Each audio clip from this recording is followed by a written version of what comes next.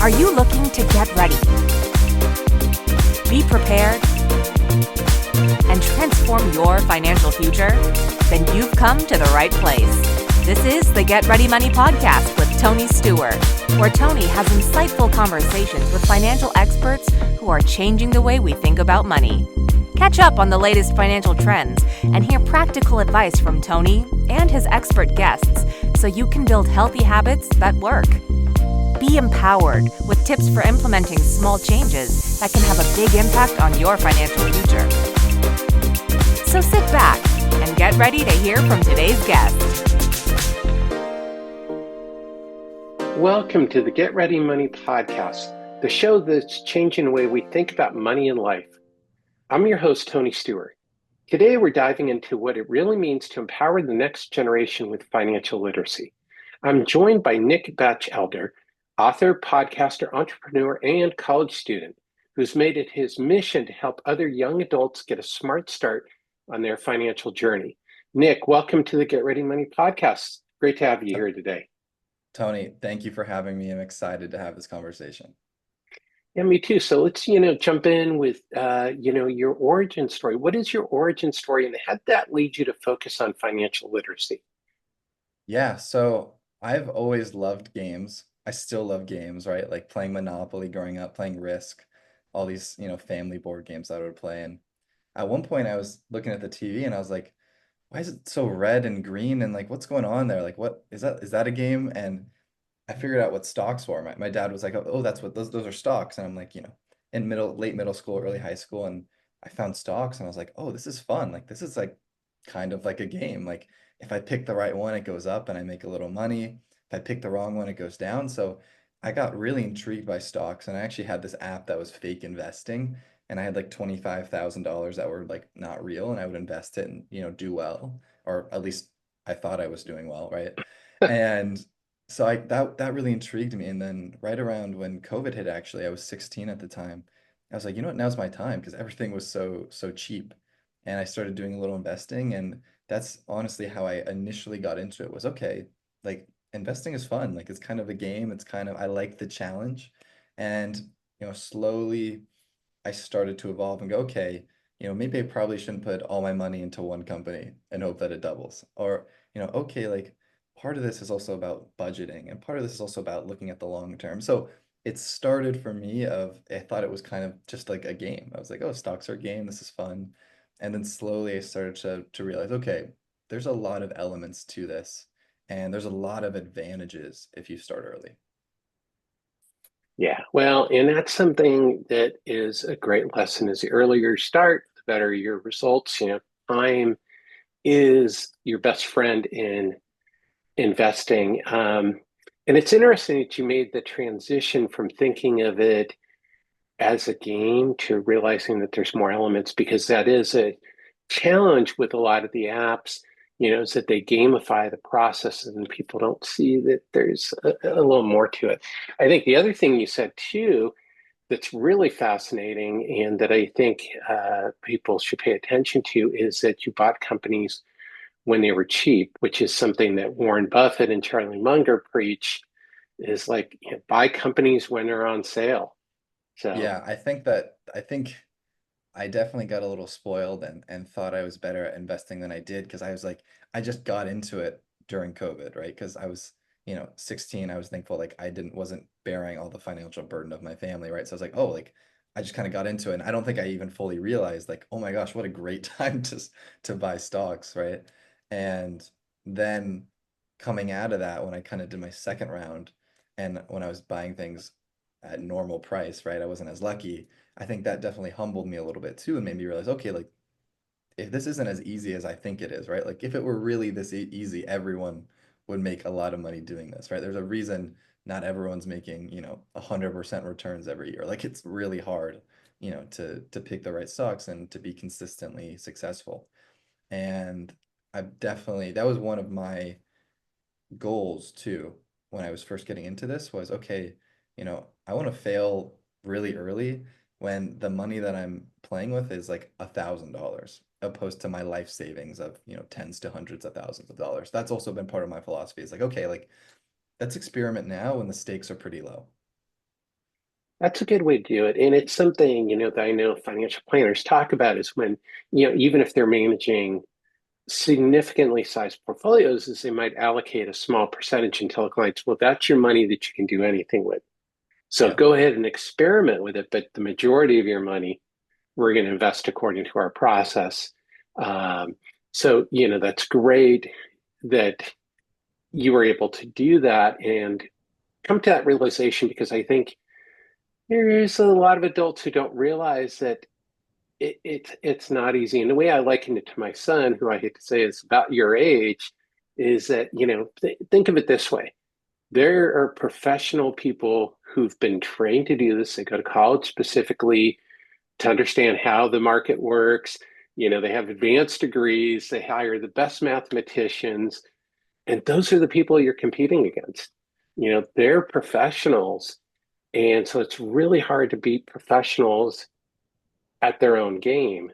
Um, Yeah, and even the professionals almost never win in the long run, right? Like against the market. That was something that I learned and that we can talk about later too, but something that humbled me quickly when I was digging into it. I was like, okay, in the long haul, even these professionals that have been trained to do this and know what they're doing and spend 40 to 60 hours a week looking at this stuff, like over 40 years, almost never actually even beat the market, right? So it's like you're not as smart as you think you are was a humbling thing for me to come to, but a really important lesson when it came to financial literacy.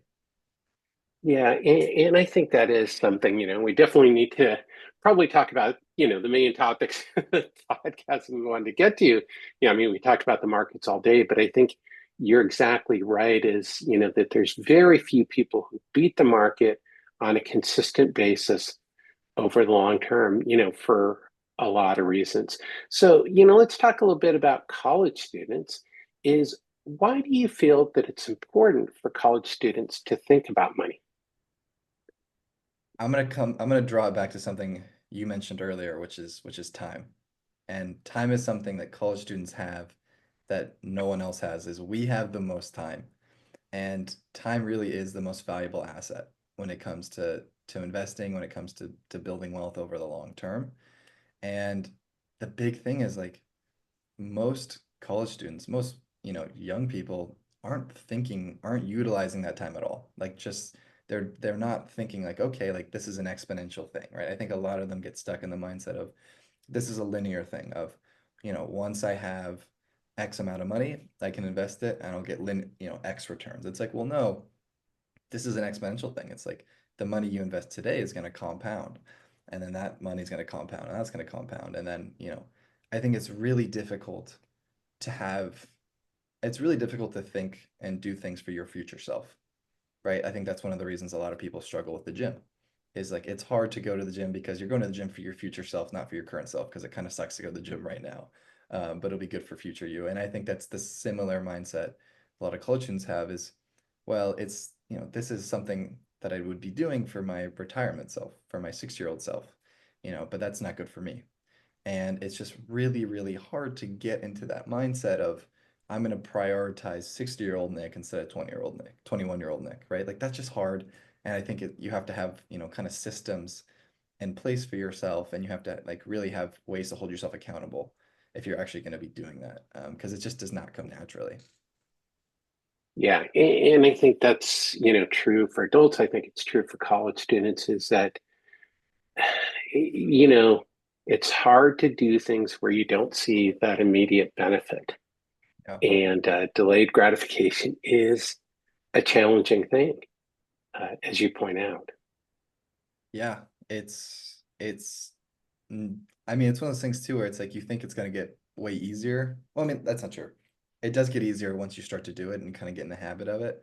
Um, and I think it's I like the point you said of like, yeah, it's for everybody, right? It's not just because you're 21 years old and you're selfish and you think only about you. It's like, no, like everyone at every age deals with that. It's just like a natural human desire and trait. But I love what you said. Things get easier the more you do it.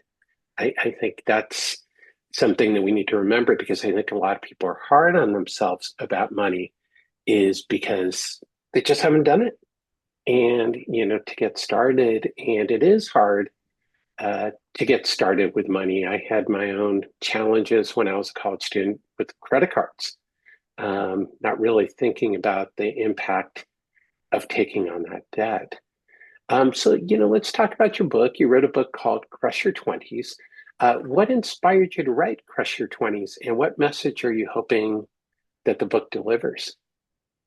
Yeah, so I love anything self-help related. Anything personal growth related is my favorite. I consume it all the time. I read 20 to 30 self-help books a year. Like I listen to the podcasts. It's all I consume. But my whole thing with self-help is it's primarily left to industry experts, millionaires, highly followed public figures. That's who you see on these podcasts. That's who you're getting all this advice from, which is great. There's definitely a place for that, right? There's a reason I'm listening to you for financial advice, right? Like you have more financial insight than I do. But I also think there should be more of a voice for, okay, like what about like the regular person? What about the peer? What about the person who's going alongside with, who's, growing with you? And so the goal of that book, Crush Your 20s, is to give, advice for people who are 20 to 30 years old about like, okay, I'm not a 50-year-old reflecting on what it was like when I was 20 and what you should do. It's no, like, hey, I am a 21-year-old actively living and doing these things alongside you, and here's what I'm find is working. And here's what I find isn't working. And so the goal is just to provide a new angle into personal growth that's a little more relatable and more peer. And, I think that's a valuable angle that, people who already enjoy self-help can find. Well, I love that. And that's actually the point of this podcast and why I have guests like you is to, not have the same old voices, which, have, like, as you point out, have wonderful and valuable messages. And some of them have appeared as guests on my podcast. But the majority of my guests are people, Nick, like you, who have a unique diverse viewpoint, the voices that we don't hear from. However, there are a lot of people who are also young adults who listen to the podcast who are looking for somebody that they can connect with because of exactly what you're talking about is your perspective and mine are different. We're at different phases of our life. We have different levels of experience. Nothing wrong with that. That's just, the way it is. So people can learn from both of us and take away things that may be more relevant to their lives because of your lived experiences and where you are in the cycle. So Yeah, that's and I awesome. also I also think it's helpful too to see, oh, if a 20-year-old, 21-year-old frat guy can care about financial literacy and look into it, right? So can I, right? I think that's also helpful too of you see these people who have all this information who might already, be doing this so well. It's like, well, of course they're doing it well. Like they're set up for that, right? It's like, well, no, if this, if Nick can do it, I think I can do it. So I think that's also part of my goal is to be like, hey, like I'm doing it, you can definitely do it too. Yeah, I think that's an important message. Anyone can do it at any phase of their life, but you have to find the messenger so you can get educated. You have to be curious and ask questions. So, Nick, what are some of the most common challenges you're seeing with students and young adults? People basically launching their lives. Yeah, budgeting. I think budgeting, especially for college students, is really, really difficult because there's so much happening and there's so much you want to do, right? You're going, okay, all my friends are going out. I know I already spent the money that I said I was going to spend on fun things this week, but like my friends are going to the bars. Like I need to go and I want to spend some money on drinks. Or you know what, like, oh, this like really cool, new designer, this not designer, but even just t-shirt came out. This Fabletics t-shirt came out. I want to get it. It's 35 bucks, but like, it's fine. I can do it this week. I'll just save extra next week. Like people are, especially young people, I think are really poor at budgeting and sticking to a budget of, I did it. I'm on the edge. You know what? I'll just do it. Like I'll deal with it later. Like you said, that probably played a part, I'm guessing, in some of your credit card issues when you were in college of, okay, I have all these things that I want to buy and there's so many options here and it's exciting, it's new, and maybe, you don't have as much impulse control at this age. And that causes a lot of issues down the line that I'm sure you had firsthand experience with. That's exactly what happened when I got my first credit card. And it was only, part of it was the impulse thing, but part of it was really not thinking too much about the future impact. And part of it was like you mentioned, is like, hey, we could go out for drinks. I have all Yeah, this money. yeah, And, that there, I didn't really think about the cost of that money and offsetting my income. I had a job. I was making money, not great money, but I was making some money. But I all of a sudden I was able to spend more than I was making, and that was not a good recipe. yeah. I have a student credit. I have a Capital One like student credit card. And when I first got it, my credit limit was $500. And then about like 5 weeks ago, I checked it and it was like, you can now spend $3,000. And I was like, I don't need that. I should not have that kind of power. It's like, I cannot be going around spending $3,000 like every month. Like that is not going to go well for me. Um, Yeah. I was like, they totally lulled me into that. So yeah, it's definitely a trap that some people fall into. And something that I found, is helpful for me is just having, people that can hold you accountable, right? I have different people that hold me accountable for different things in my life. For things like the gym, I have my friend, my roommates. For things like going out and being social, I have my close friends. And for things like this, I have my parents. I find they're particularly helpful. Like, hey, you know, it's really important to them, right, that I'm set up financially and that I have financial literacy. And so they're very eager and, helpful in that regard. So I'm like, hey, like here's my budget. Here's what I'm trying to stick to this range, here's how much I can spend on my credit card if I wanted to. Like, and I think different people need different levels of accountability, right? Mine are honestly pretty loose. Like they just check in with me every few weeks and just be like, hey, how are you doing? Is everything good? They're not like every single day, like checking an Excel spreadsheet and looking into every single details. That might work for some people. I think I have enough discipline where I don't need that. But some sort of accountability I found is helpful just to make sure you stay within some sort of, guardrails, so you don't, go too crazy and end up in a place you don't want to be. That's great advice. And getting back to what you said is I think students and adults should be aware of the credit card trap, because Yeah. that is one of the biggest challenges in personal finance, is people trying to figure out how to get out from that hole. So, what is a simple step college students or anyone can take to start building their solid foundation? What would you recommend? My first recommendation is always put money into a Roth IRA. And Okay. that is something I think very, very few college students do. Or I mean, I think as you get older, probably the percentage of people that do it goes up, right? I don't have full insight into that, but that would be my guess. And for those who don't know what a Roth IRA is, it's an opportunity for you to build wealth, tax free in some regard. Well, you pay tax Roth IRA, you pay taxes up front, and then as you invest that money, you don't have to pay taxes on the money that you make. And it's a great opportunity because you get to build it. It's limited every year, so you can only actually put so much money into a Roth IRA. And I don't think a lot of college students realize that, because the benefits. I mean, I keep saying college students, but anyone who's under the age, 27, I would say, right, is the benefits are you're in a low tax bracket, so you're not paying that much on taxes anyway, and so you don't have to worry about losing a bunch of tax money to taxes. And two, there's a limit to it. So it's like even if you wait till you're 40, I think some people think that they can like wait till they're 40 and then put $100,000 into an IRA account. It's like, no, that's not how it works. Like you can only put up to, is it seven? I think it's 7,000, right? So Something 7 or like that. Yeah. 8,000. And so like it's just one of those games where I like to gamify it in my head a little bit just because that helps keep me interested, even though it is a very serious topic. But you know, just put a little bit of money in it every single month or every single year, right? And that's different for everyone. Some people it might be like you can only put 20 bucks in, right? Like that's fine. Some people it might be you can put 100 bucks in every month. Some people it's like, maybe only once a year you're going to put money in it. But any contributions to that kind of account is really helpful.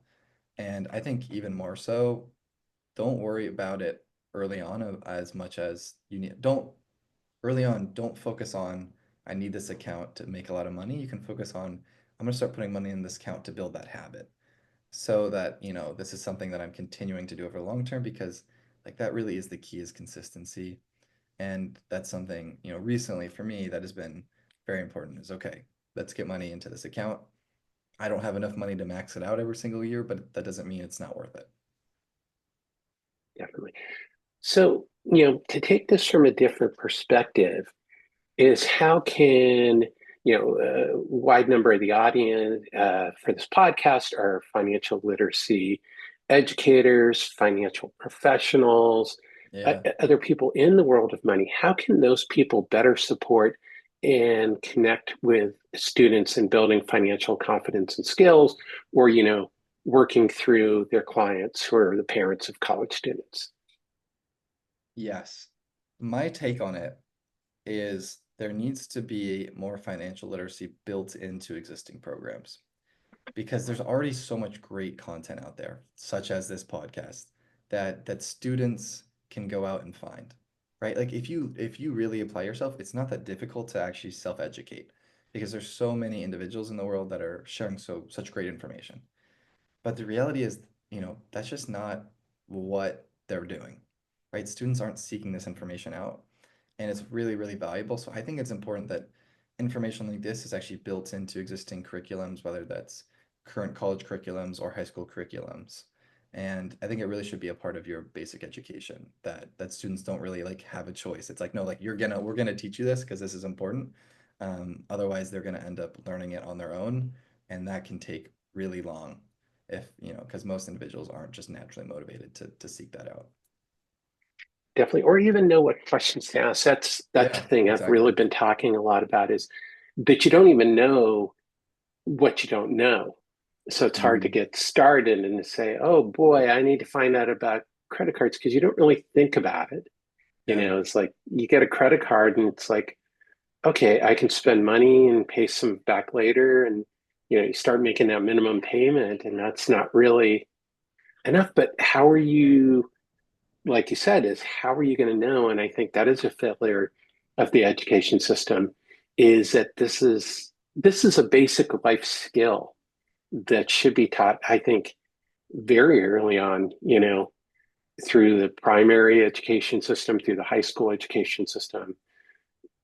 As you point out, it needs to be part of the education system because it's something everybody who graduates high school is going to be dealing with money. Yeah, I So mean, I think I could walk onto campus right now and go like, what are tax brackets? And I bet you like 60% could tell me. And I bet I could go like, what's an Roth IRA? And I bet like 10% could tell me. Right? Like there are, how do credit cards work? Right? And I bet like maybe 70% could tell me, right? Like these numbers, these very basic concepts, like everyone needs to know what these are. And that's the education system is built for that. And I hope to see that be a part of the education sometime in the near future. yeah, well, there are a lot of people advocating for it. There's some states that are adopting some financial literacy curriculum.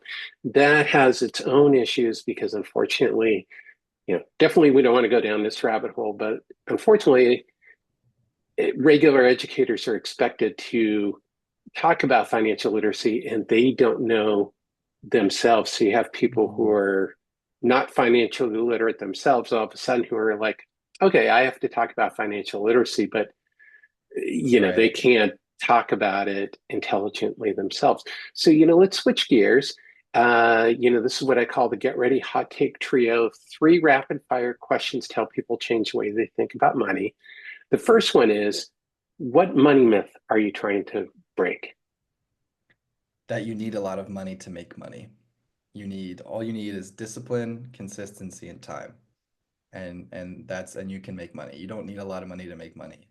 If you're consistent, if you're disciplined in your approach and you have a long-term strategy, anyone can make money. I think being young, that's particularly important to me because I don't have, $1 million to throw around. I don't have $1 million to invest in the S&P 500 or to, invest in a stock or to put in credit, all these other different ways that you can things you can do with money. And so that's really important for me is, take a wider approach because if you're consistent and disciplined, use time, you can make money. You don't need money to make money. Yeah, I love that. And you mentioned have a strategy. I Hmm. think that's wonderful advice. Um, so this one, you're a little bit younger, so Yes. than my typical guest is, but you've been working with money now for a few years. What advice would you give your younger 16-year-old self, knowing what you've learned over the last 5 years? Slow down. I think that's something that's partially just me, right? Like I'm 21 years old and I'm on this podcast talking about financial literacy right now. Like I'm just naturally, I like to move fast and I have a sense of urgency of like, okay, I need to get this figured out right now. And I think I definitely was moving a little too fast at 16 where I was like, all right, I've got this. Let's go, like, let's do this. And then I have to do that. And then I have to do this. And today's the only day I can invest in this stock. And, I have to figure out what this means by tonight. And it's like, okay, deep breath. It's gonna be all right. Like you got plenty of time on this earth, and this is a long-term game, right? Like even if you wanted to make a lot of money really fast, like at that point just go to the casino, right? Like that's not the point. The point is to build, financial freedom and to, feel secure about yourself and to, you know, be protected. And you don't get that by going super, super fast. Yeah, and there's I don't know if you've heard of it, the FIRE movement, financial independence, retire early. Mm, But it's like save as much money as possible, live frugally, and retire at 30 or 35. But people are not happy when they're doing that. It's yeah. like taking your Yeah. time allows you to enjoy it a little bit. Yes, I'm a big proponer. I don't know what the word Yeah, is there of phone, it of works. of balance, definitely. Right? You have to enjoy what you're doing. Otherwise, what's the point, right? I don't want to be 60 and go, I've got $10 million saved up and then go, wait, but I didn't enjoy the last 60 years at all. Right? I'd rather be 60 and go, okay, I have $2 million saved up and I had a great time. And I think that's part of my motivation to be disciplined is, I know if I'm disciplined, I can get a bit of both, right? I Yeah, know if I'm smart about it and I play the long game and I'm consistent, then I will have the reward of I get to enjoy life and I also don't have to worry about, financial burdens. that's awesome. That's awesome. Yeah, balance is so important. So to wrap up, what is your number one tip for changing the way we think about money? Don't try and be perfect, is what I would say. I would say, you know, obviously take that with a grain of salt because I don't want you to just go in and start experimenting with all your money and all these different things. Like, don't, that's too risky. Like, don't do that. But also keep in mind, like, you also, anyone can do this. Anyone can learn this. Be curious. You don't have to have gone to college and be the one who does this 40 to 60 hours a week to have a basic understanding of how all of this works. And I think it's, really important that even if you're not in charge of, all your accounts, or even if you're not in charge of your investment portfolio or this or that, I think it's really important that you understand how it works and that you're not just handing this off and go like, I trust you. It's right. Yes, like that's their job. Great. I trust those people. Yes, but also like understand how it works. It's important that you know how all this is happening. So, be curious and don't think that like you have to be perfect and know all this to like have your foot in the door and learn about these topics. I love that. That's something I advocate for is being curious, asking questions. And like you said, just don't hand over your money to Yeah. people. Understand. And if you don't understand, this is a great way to avoid being scammed. If you don't understand something, you shouldn't be doing it. Yeah. That's a mark of a scam quite often is something that's kind of complex. Invest in crypto or whatever. Like, okay, well, crypto has its pluses and minuses. This isn't an episode to discuss crypto, but it's like if you're having a hard time understanding, it may not be the right thing for you, at least at this Yeah. point.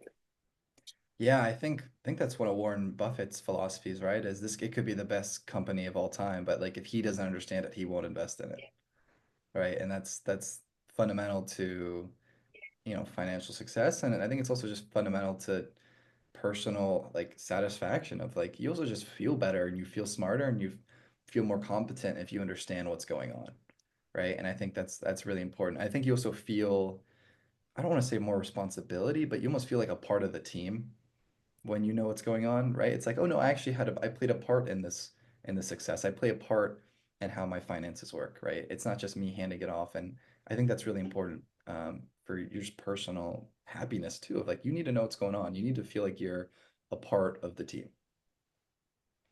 Definitely. Yeah. And as you mentioned, that is something that Warren Buffett talks about is, understanding the business and, like, is this a real business or is this just something, that's may not have something to it.